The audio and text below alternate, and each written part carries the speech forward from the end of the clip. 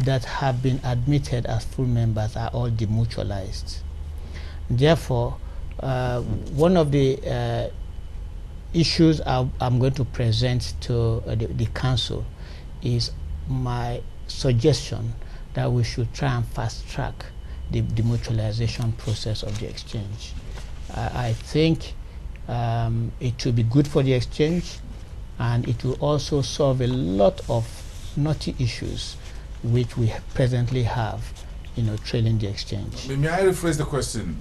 Do you think we should do this demutualization? And I remember I would say the SEC Director General, this is part of what she said very quickly on the, I get that very quickly, on the 5th of August this year.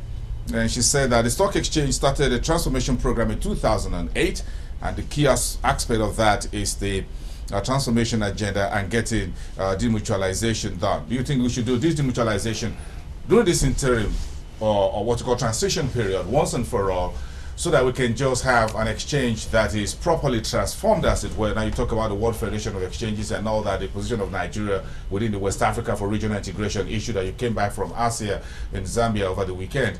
Should we just deal with it once and for all, or we should just repackage the old stock exchange and move forward with it? What would you say? New wine in a new bottle, a new bottle, a new wine.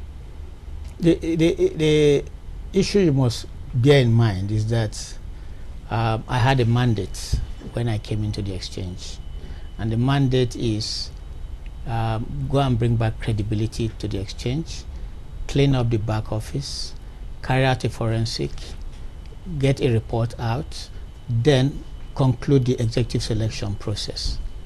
Demutualization was not part of the issues raised. However, in the process of carrying out my assignment, it is becoming clear to me that it's an area that the regulators should look at. I think, therefore, that is, like I said earlier on, is an issue I'm going to present to the council, and it's for the council to take a decision on that. That couldn't have been better put from our own understanding as analysts in the market.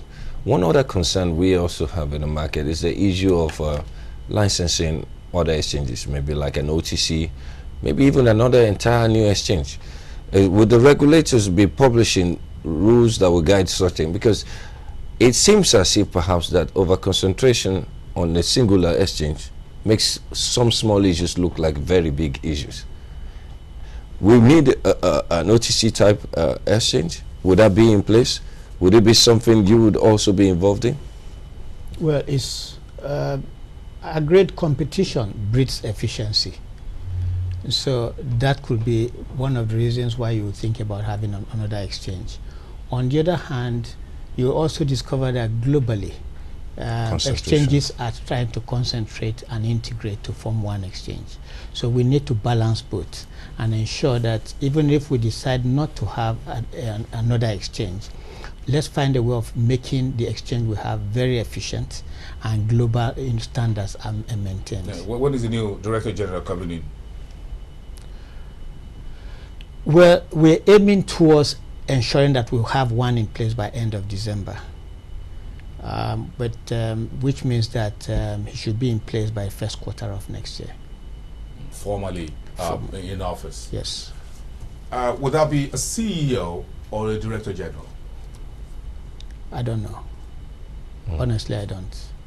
Because for a CEO, it means it's a demutualized exchange, because it has a board of directors. For a mutualized exchange, I think what you'll be having should still be a Director General, because you have a council in place and things like that. What about the MEMATs, the Memorandum and Articles of Association of the Stock Exchange? How are you sorting that out, which is the precursor to a demutualized exchange? We understand a number of knotty issues there. Who are the real owners of the stock exchange in the past, in the present, and moving into the future? Well, that's an area we're also looking at, because we need to put the MEMAT, tamper with some of the clauses to ensure that we have good corporate governance. And so we're working on that. The legal team are working on that. But whether in fact what we're going to have is for a demutualized exchange, I don't think so. because for a demutualized exchange, you're going to have a new MEMAT altogether. And unless that process starts, I do not see us having a MEMAT that will be used by a demutualized exchange. We don't want to preempt what you say next week, but what will you be telling the Senate and the House when you appear before them, along with OTE next week? Well, I'll be telling them what we've done so far and what we think should be done into the future. And those are some of the issues we've just addressed at this interview. Any special thing to tell the legislators? That we have done house cleaning. They have we're giving them the final. We'll be giving them the final report, and then the Capital Market Committee should be able to now appreciate the reason for the intervention. I'm going to give Femi a minute to just about 30 seconds about to ask him to take his final one on you before we wrap it. My concern is that first is to say congratulations for your 100 days, but also tell you that in the next few weeks, your tenure will go through some tougher phase. There are disclosures and commentaries out there that begin to challenge some of these actions, given the recent Cadbury incident that we begin to have, which may create distractions for you. My take is to ask you that what would be the Ikhazoboh legacy after all is said and done, maybe sometime next year, when you hand over? Ikhazoboh's legacy will be to ensure that we are leaving behind a stronger exchange. We are leaving behind a transparent entity. We are going to leave behind an entity that has good corporate governance and meeting global standards. You just said, Femi Oyemi, thank you very much. You said you were unprepared on the 5th of August. Are you prepared now? Very much. I now understand the market more. What prepares you? Adversity or accolades? Well, Neither. Neither of them, really. So what drives you?